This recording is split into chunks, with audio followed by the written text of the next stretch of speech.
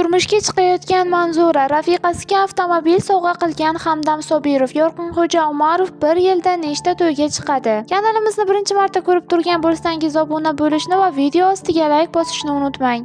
Jahon va o'zbek shou-biznes vakillarining Instagram sahifalariga joylashtirilgan qiziqarli foto va videolarni e'tiboringizga havola qilamiz. Ijtimoiy tarmoqda hamon 10 yil avvalgi rasmni joylash challenji davom etmoqda. Xonanda Ulug'bek Rahmatullayev ham 10 yil avvalgi suratini joyladi.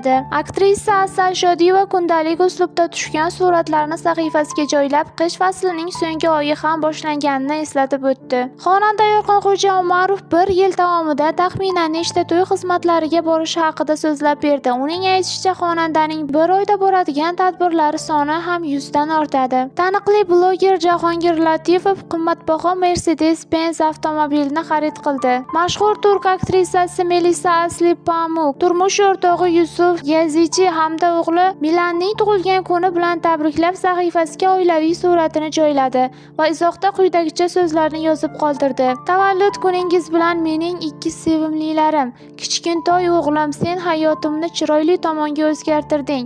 Seni juda yaxshi ko'raman va onang ekanimdan minnatdorman.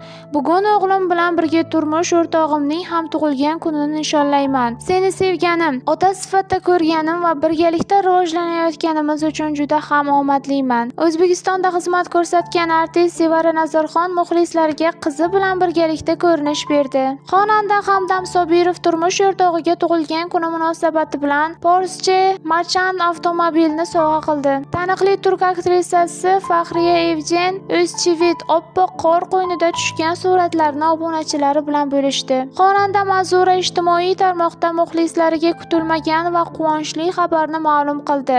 48 yoshli san'atkor hayotida yangi sahifa ochilayotganini, tez orada turmushga chiqishini e'lon qildi. Agarda sizga mashhurlar hayoti qiziq bo'lsa, bizni kuzatishda davom eting.